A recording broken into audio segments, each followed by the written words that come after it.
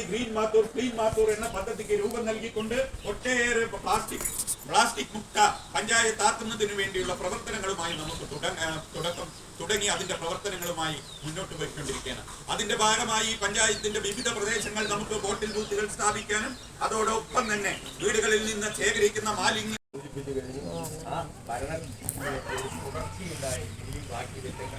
ആരൊക്കെ വന്നിട്ടൊന്നും അറിയണ്ടേ? ആരൊക്കെ വന്നിട്ടൊന്നും അറിയണ്ടേ? അതൊക്കെ നമ്മുടെ സ്ഥാനാർത്ഥിയെ പമ്പിച്ച വോട്ടിന്റെ ഭൂരിപക്ഷത്തിൽ വിജയിപ്പിച്ചുകൊണ്ട് നമ്മൾ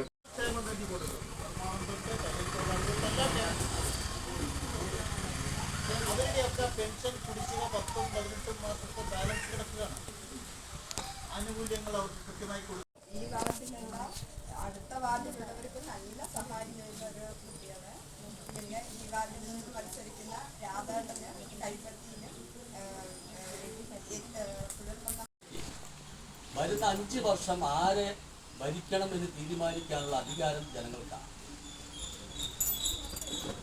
ഞാനിത് സൂചിപ്പിക്കുമ്പോൾ കഴിഞ്ഞ ഒരു സ്ഥാനാർത്ഥി 15 വോട്ട് പിടിച്ചു, അല്ലെങ്കിൽ മറ്റേ സ്ഥാനാർത്ഥി ഒരു 26 വോട്ട് പിടിച്ചു. ഇനി അതല്ല, ഇനി വേറൊരു സ്ഥാനാർത്ഥി അതൊരു 30 വോട്ട് പിടിച്ചു. അങ്ങനെ സ്വതന്ത്രനും ഈ കോൺഗ്രസ് ഭരണം അധികാരത്തിൽ വരാൻ പാടില്ല എന്ന് ചിന്തിക്കുന്ന അത്തരം പിന്നെ ഇതില് ഞാനിത് സൂചിപ്പിച്ചത് കേരളത്തില് 9.5 വർഷം പിന്നിട്ട പിണറായി വിജയന്റെ ഗവൺമെന്റ് സമസ്ത മേഖലയിലും പരാജയമല്ലേ? സമസ്ത മേഖലയിലും. ഒറ്റ ഉദാഹരണം, ഞാൻ ആരോഗ്യരംഗം, പെൺകുട്ടി കൈ തെന്നി വീണ് കൈ എല്ലുപൊട്ടി ജില്ലാ ആശുപത്രിയിൽ പോയി. ആ ജില്ലാ ആശുപത്രിയിൽ പോയപ്പോ അവിടെ ചികിത്സിക്കാനുള്ള ഒരു ജില്ലാ ആശുപത്രിയാണ് ഞാൻ പറഞ്ഞത്, ലോക്കലല്ല.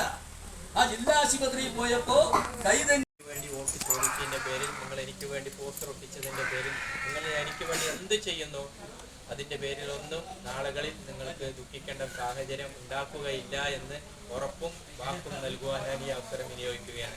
അതുപോലെ തന്നെ കഴിഞ്ഞ കാലങ്ങളിലെല്ലാം ഇവിടെ ജില്ലാ പഞ്ചായത്തിന് മെമ്പർമാരുണ്ട്. നമ്മൾ ആരും ആ മെമ്പർമാരെ കണ്ടതായിട്ട് ഓർക്കുന്നത് പോലുമില്ല. പക്ഷെ അതുപോലെ ആയിരിക്കില്ല, നിങ്ങൾ എനിക്കൊരു അവസരം തന്ന ജില്ലാ പഞ്ചായത്ത് മെമ്പർ എന്ന നിലയിൽ നിങ്ങൾ എനിക്കൊരു അവസരം തരികയാണ് എങ്കിൽ ജില്ലാ പഞ്ചായത്തിന്റെ ഫണ്ടുകൾ അത് മാത്തൂർ പഞ്ചായത്തിലും അത് മാത്തൂർ പഞ്ചായത്തിന്റെ വിവിധ ഭാഗങ്ങളിലും എത്തിക്കുമെന്നുള്ള ഉറപ്പും വാക്കും നൽകാൻ ഞാൻ ആഗ്രഹിക്കുകയാണ്. അതുപോലെ കുറേ വർഷങ്ങൾക്ക് ശേഷമാണ് മാത്തൂർ പഞ്ചായത്ത് കഴിഞ്ഞ ടേമിൽ നമുക്ക് കിട്ടുന്ന ഒരു സാഹചര്യം ഉണ്ടായിരുന്നത്. സ്ഥാനാർത്ഥിയായ ശേഷം 1-ാം വാർഡ് തൊട്ട് 18-ാം വാർഡ് വരെ പല ഭാഗങ്ങളിലും കുടുംബയോഗങ്ങളായാലും വീട് കയറാനൊക്കെ പോയപ്പോൾ മുക്കിലും മൂലയിലും ഒക്കെ നമുക്ക് ഇങ്ങനെ റോഡുകൾ കാണാൻ സാധിച്ചു. ഞാൻ ആദ്യമായിട്ട് ഇവിടെ ഇറങ്ങിയത് 18-ാം വാർഡ്, പഴയ 17-ാം വാർഡിലായിരുന്നു. അവിടെ പോയപ്പോഴാണ് പ്രസാദായിട്ട് എനിക്ക് ചെറുതും വലുതുമായ റോഡുകളൊക്കെ കാണിച്ചു തന്നിട്ട് പറഞ്ഞു, ഇത് ഞാൻ കൊണ്ടുവന്നതാണ്, ഇത് നമ്മൾ കൊണ്ടുവന്നതാണ്, അത് ഷാഫി പറമ്പിലെ ഫണ്ട് ഉപയോഗിച്ചിട്ടാണ്, അത് VK ശ്രീകണ്ഠന്റെ ഫണ്ട് ഉപയോഗിച്ചിട്ടുള്ള ലൈറ്റാണ്, അത്തരത്തിൽ പറഞ്ഞു. ഞാൻ വിചാരിച്ചു പ്രസാദേട്ടൻ വൈസ് പ്രസിഡന്റ് ആയതുകൊണ്ട് അവരുടെ സ്വാധീനം ഉപയോഗിച്ച എല്ലാ ഫണ്ടും ആ വാർഡിലേക്കാണ്. പിന്നെ ഞാൻ അടുത്ത ദിവസം വരുമ്പോൾ കണ്ടത് പ്രസിഡന്റ് വാർഡിലേക്കാണ്. പ്രസിഡന്റ് ഇതുപോലെ പറയുന്നു, ഇത് എൻ്റെ ഫുഡാണ്, മറ്റേതാണ് വച്ചാന്നൊക്കെ പറഞ്ഞു പ്രസിഡന്റും പറഞ്ഞു. ഇവർ രണ്ടാളും കൂടെ എടുക്കുന്നു. അത് കഴിഞ്ഞ് ഞാൻ പിന്നെ അടുത്ത ദിവസം വരുന്ന ശശികല ചേച്ചിന്റെ വാർഡിലേക്കാണ്. ഇവിടെയും വികസനമാണ്. ഒപ്പം ഇവിടെ മാത്രമല്ല, എല്ലാ വാർഡിലും വികസനത്തിന് പെരുമഴക്കാലമാണ് ഈ ഭരണസമിതി സൃഷ്ടിച്ചത്. അത് തുടരണമെങ്കിൽ നമുക്ക് പ്രിയപ്പെട്ട രാധാകൃഷ്ണനെ നിങ്ങളെല്ലാവരും കൈപ്പത്തി അടയാളത്തിൽ പുള്ളി വോട്ട് ചെയ്ത് വിജയിപ്പിക്കേണ്ട സാഹചര്യമുണ്ട്.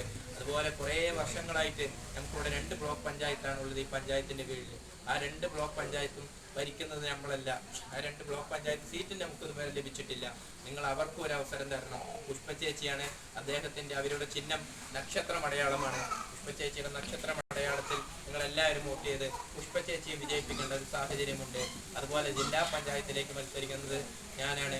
എന്നെയും കൈപ്പത്തി അടയാളത്തിൽ നിങ്ങളെല്ലാവരുടെയും വിലയേറിയ വോട്ടുകൾ രേഖപ്പെടുത്തി ഞങ്ങൾ 3 ആളെയും നിങ്ങൾ വിജയിപ്പിക്കണമെന്ന് മാത്രം പറഞ്ഞുകൊണ്ട് ഞാൻ എൻ്റെ വാക്കുകൾ നിർത്തുന്നു. ജയൂ. ഞങ്ങളിതേ വന്നു, നേരെ പോലീസുകാർ വിളിച്ചു, പോലീസുകാർ വന്നില്ല, ഫയർഫോഴ്സുകാർ വിളിച്ചു, ഫയർഫോഴ്സുകാർ വന്നില്ല. അവസാനം എന്നെ വിളിച്ചു. ഞാൻ പോയപ്പോൾ നായി എന്നെ ചേർത്ത് വന്നു. അപ്പം ഞാൻ ചെയ്തറിയുമോ, ഒരു പരിശോധന ചെയ്തു. ആദ്യം വെള്ളം ഒഴിച്ചു, വീണ്ടും ചേർത്ത് വന്നു. അപ്പം വീണ്ടും ഞാൻ ചെയ്തത് ഒരു കല്ലെടുത്ത് നായി എറിഞ്ഞു. നായി എറിയുമ്പോൾ നായി ഓടി. അപ്പം എനിക്ക് നായിൻ്റെ പൾസ് അറിഞ്ഞു. എന്താ നായിക്ക് നായിന് കല്ലെടുത്ത് ഇറങ്ങി നായി ഓടുന്നവർ മനസ്സിലാക്കി. വീണ്ടും ആ നായന് 1 മണിക്കൂർ ശ്രമിച്ചിട്ട് നായന് വെളിയിൽ കാട്ടി വിട്ടു. അപ്പോൾ ഞാനെന്ത് ചെയ്തു? ഞാൻ മെമ്പറാണ് ഇവിടുത്തെ. പറഞ്ഞു വന്നത്, ഞാൻ മരിക്കുന്നവരെ ഇവിടുത്തെ ജനങ്ങളുടെ ഒപ്പം ഞാൻ ഉണ്ടാവുമെന്ന് മാത്രം പറഞ്ഞുകൊണ്ട് ഇവിടുത്തെ എല്ലാവരും